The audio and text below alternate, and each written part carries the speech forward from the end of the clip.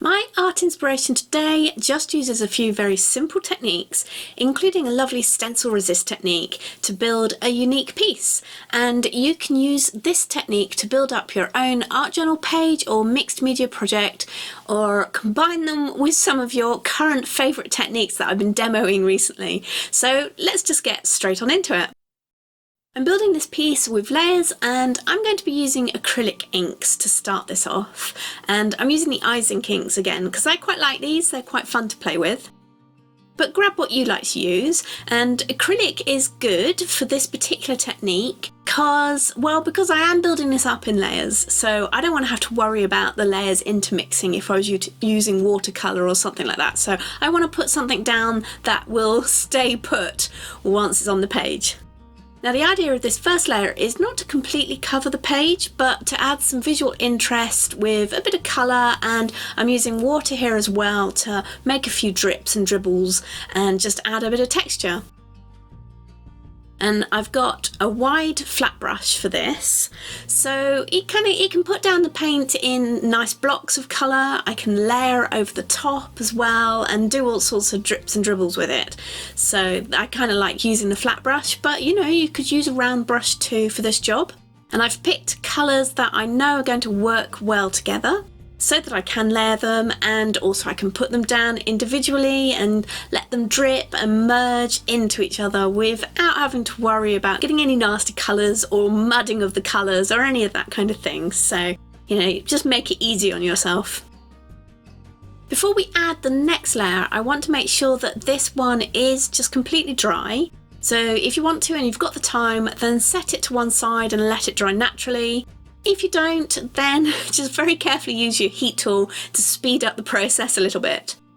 Okay, so this is the exciting bit, and I want to add some more texture to this piece. So I'm going to use a technique that is the Watermark Ink Resist Technique. And one of the ways that I really like to do this is just by pressing a watermark ink pad, like a VersaMark ink pad, so your embossing ink pads, any of those kind of things, and pressing it through this beautiful Creative Stencils Flourish stencil. Now I want to make sure that I get the ink in a few different places on my page, and I'm not worrying about getting that whole shape of the stencil down, just getting parts of it in different places. Oh, and you're going to want to have your clean ink pads for this job because we are going to be able to see the ink afterwards. So if it's one of your dirty ink pads, you're also going to see the grey from that dirty ink pad. So yeah, pick a nice clean one. Do make sure that you go over some of those paint layers as well as some of the blank spots as well, because then that's just going to make a different look when we come to do that next layer. Okay, so here comes the magic. And I'm lightly brushing watered down ink over this surface. And you didn't have to wait for the ink to dry, so don't wait for the ink to dry, just go ahead and do it straight away after you've done the pressing of the ink pad through the stencil. And look at that! So pretty. The ink repels the water so that you can then see the stencil pattern. I know, right? It is magic. Now the trick to this is that you only want to go over those stenciled areas once. So I tend to try and go in one direction with my brush, so that I'm just not tempted to go backwards and forwards over the same spot. I don't know, that just seems to work for me. The ink or the paint that you're using needs to be quite fluid as well. Like, I've watered down this Izink ink and I've not used it neat.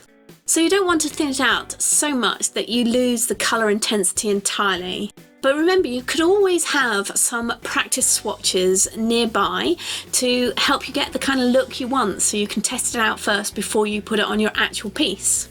Now you're also going to need a little bit of patience with this one, because as you can see, I'm putting that layer of paint over the top, but it takes a little bit of time for the ink to fully resist the watered down paint.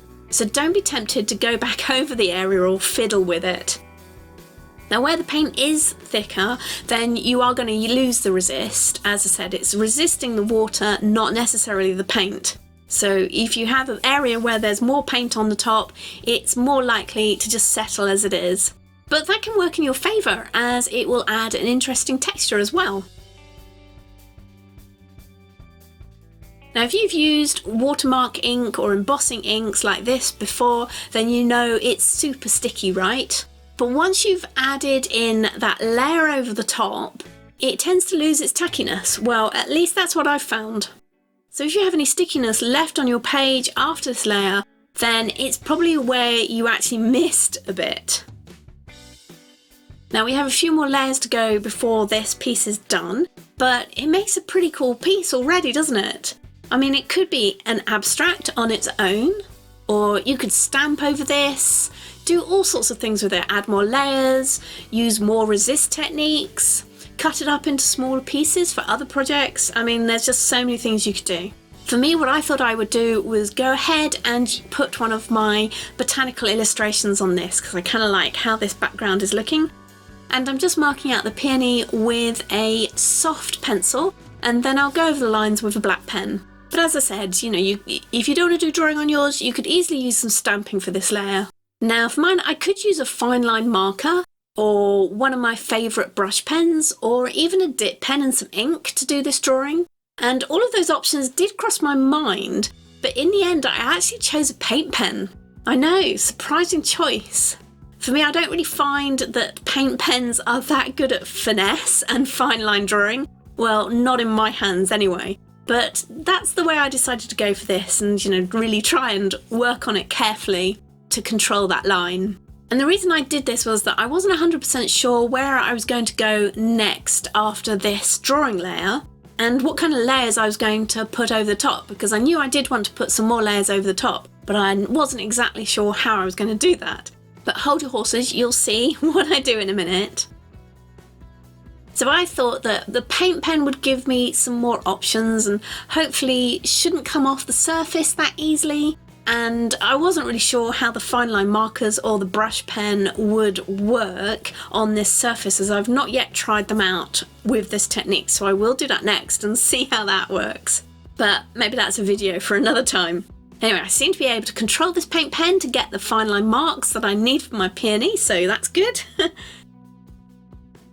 Now everything that I've used, including what these colours actually are called, are listed in the description as always, so you'll find all the supplies down there, plus some links to some more resist videos as well, for if you're interested in some different resist techniques, because I've got quite a few on my channel now, so there's plenty to choose from.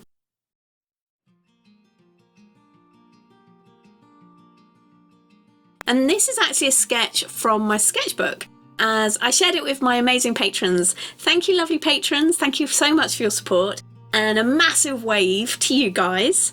And I don't know if you guys noticed that when I showed you this picture, that it wasn't an exact match. I didn't do the exact same flower. I just sort of used it as a reference and added to it a little bit and altered it. And I also added in these rather stylized and not very realistic leaves, but I kind of like the way they flowed together.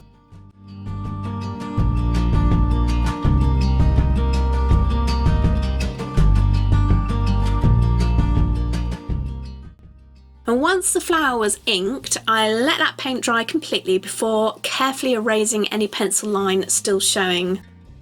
Now, if I was to do this again, I think I might try to not use pencil line, but I kind of needed that extra support for doing this. Just gave me that little bit more security when I came to do this drawing.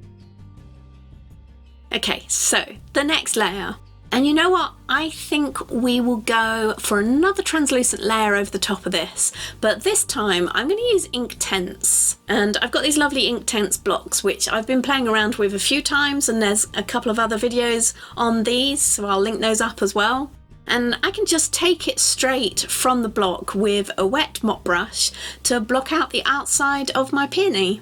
And I've picked a colour that should work really well with all the colours that are already down on this piece. So I can layer over the top, and hopefully it's just going to add to the layers underneath, whilst allowing the flower to still pop out from the background. Result! Watch these videos next for some more ideas on using your stencils, and I'll see you there.